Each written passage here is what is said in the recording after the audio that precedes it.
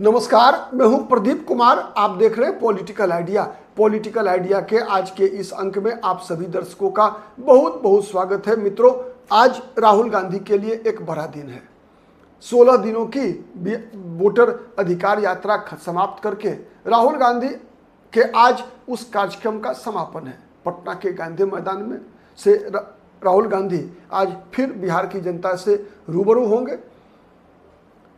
इस कार्यक्रम, ये जो अभियान चला है 16 दिनों का, ये अभियान जो 23-24 जिलों को कवर किया, ये अभियान जो 50 विधानसभा क्षेत्र को कवर किया है राहुल गांधी का, सवाल सबसे बड़ा यह है कि क्या इसका लाभ राहुल गांधी उठा पाएंगे या नहीं। क्या इससे उत्पन्न जो ऊर्जा है, क्या उस ऊर्जा का इस्तेमाल राहुल गांधी कांग्रेस पार्टी की राजनीति के लिए कर पाएंगे या नहीं कर पाएंगे, आने वाले दिनों में पता चलेगा। और इसको तय कर कैसे तय होगा, ये तो तय होगा उसका संकेत आप याद कीजिए। आज से 3 महीने पहले राहुल गांधी ने एक सवाल किया था, एक मुद्दा रखा था भोपाल में। मैंने पहले कई बार चर्चा की है राहुल गांधी के दिए गए उस बयान का जो उन्होंने अहमदाबाद में दिया था कांग्रेस के राष्ट्रीय अधिवेशन से पहले। जब वो तैयारी के लिए पहुंचे थे अहमदाबाद, उन्होंने कहा था कि कांग्रेस पार्टी के अंदर आरएसएस के स्लीपर सेल, बीजेपी के स्लीपर सेल वाले लोग हैं। फिर उसी के कुछ दिन के बाद जब राहुल गांधी का भोपाल में कार्यक्रम हुआ था, तो राहुल गांधी ने 3 घोड़ों की बात की थी। मित्रों, याद है आपको? राहुल गांधी ने कहा था कि कई बार कांग्रेस गलती करती है ये कि बारात के घोड़े को रेस का घोड़ा बना देती है, लंगड़ा घोड़ा को बारात का घोड़ा बना देती है और लंगड़े घोड़े को भी रेस का घोड़ा बना देती है। इसीलिए कांग्रेस पार्टी की ये दुर्गति होती है और लगातार कांग्रेस पार्टी चुनाव हार जाती है। तो राहुल गांधी के इस मेहनत जो ये 16 दिनों की बिहार का चप्पा चप्पा राहुल गांधी छाने हैं, उसको केवल ये 16 दिन की यात्रा मत समझिए। आप इस बात को जोड़िए, ये 6 महीने के अंदर जनवरी से लेकर अब तक जो राहुल गांधी ने बिहार के विभिन्न दौरों में 8 दौरे हो चुके हैं। इन हर दौरों को के अंदर किए गए प्रयास और डाली गई ऊर्जा का जब आप मूल्यांकन करने का प्रयास करेंगे तो आपको लगेगा कि बिहार में कांग्रेस को पुनर्जीवित करने के लिए किस प्रकार की छटपटाहट कांग्रेस के अंदर पैदा किया है राहुल गांधी ने। और जब राहुल गांधी ने पैदा किया तो सबसे पहले स्वाभाविक है कि राहुल गांधी के अंदर वो होगी छटपटाहट। मैंने कई बार चर्चा किया है कि कुछ विशेष राहुल गांधी बिहार की राजनीति में करने जा रहे हैं। बिहार की राजनीति में राहुल गांधी कोई विशेष प्रयोग करने जा रहे हैं। मैंने कई बार, मुझे लगता है 3 या 4 वीडियो में मैंने बताया है आपको, आज विगत 6 महीने के अंदर, कि बिहार चुनाव को राहुल गांधी 2029 के लोकसभा चुनाव के लिए एक प्रयोगशाला के रूप में इस्तेमाल कर रहे हैं। कई संकेत ऐसे मिले जिससे यह स्पष्ट हुआ कि राहुल गांधी बिहार चुनाव को एक लेबोरेटरी, बिहार को 29 के चुनाव के लिए लेबोरेटरी के रूप में इस्तेमाल कर रहे हैं।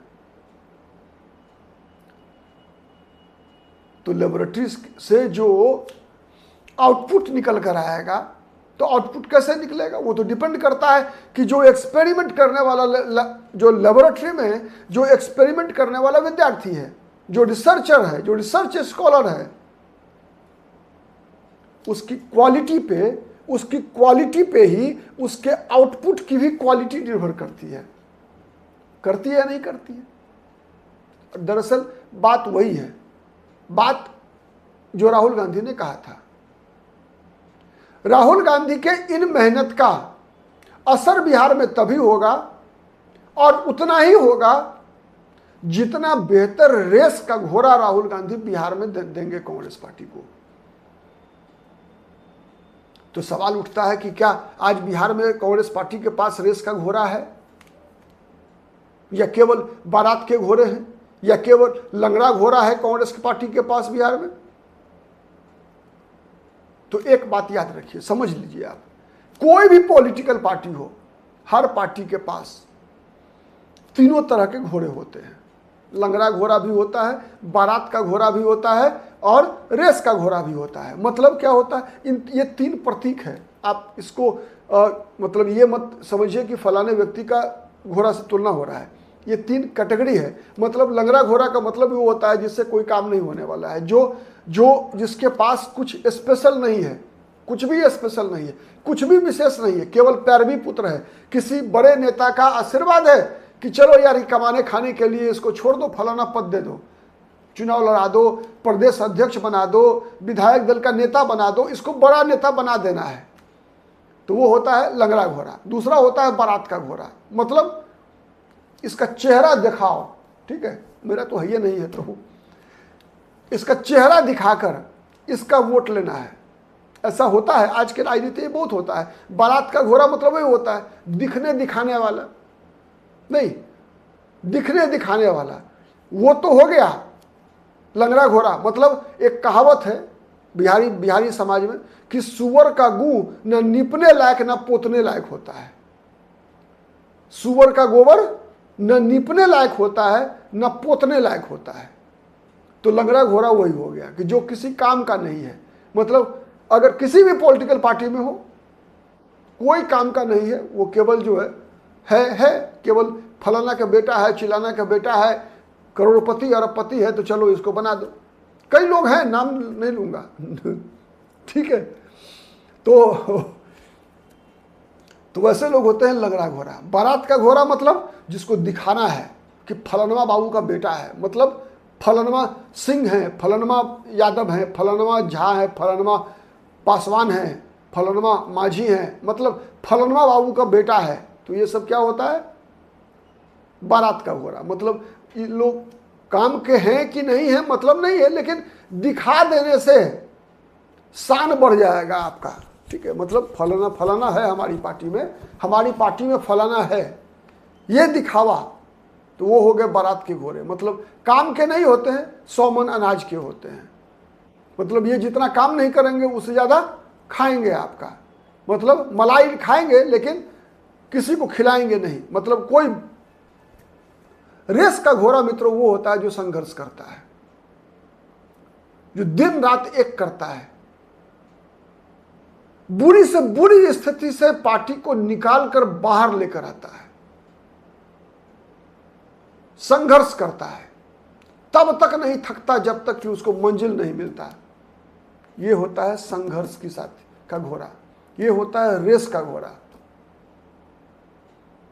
तो सवाल ये उठता है कि अगर राहुल गांधी का जनवरी से लेकर आज तक का मेहनत, ये 16 दिन का वोटर अधिकार यात्रा का मेहनत, आगे भी चुनाव आने वाला है, राहुल गांधी ने इशारा कर दिया है किस प्रकार का मेहनत, किस प्रकार की योजना उनके पास है, किस प्रकार से कांग्रेस पार्टी को मजबूत करने के लिए हर वो प्रयास राहुल गांधी करने का प्रयास कर रहे हैं जो कांग्रेस पार्टी को बिहार की राजनीति के मुख्य धारा में लाने के लिए आवश्यक है। लेकिन कहावत है, अकेला चना भार नहीं फोड़ता। क्यों? कई बार आप देखेंगे कि आप अकेले सब काम नहीं कर सकते। राहुल गांधी का 8 दौरा बिहार में हो चुका है, लेकिन राहुल गांधी तो बिहार में मुख्यमंत्री पद के उम्मीदवार नहीं होंगे। राहुल गांधी तो कांग्रेस पार्टी के प्रदेश अध्यक्ष नहीं बनेंगे। राहुल गांधी तो कांग्रेस पार्टी की तरफ से अगर बिहार में संयुक्त सरकार बनती है तेजस्वी यादव की, तो उस सरकार में मंत्री तो नहीं बनेंगे। मतलब कांग्रेस का चेहरा कौन होगा बिहार में?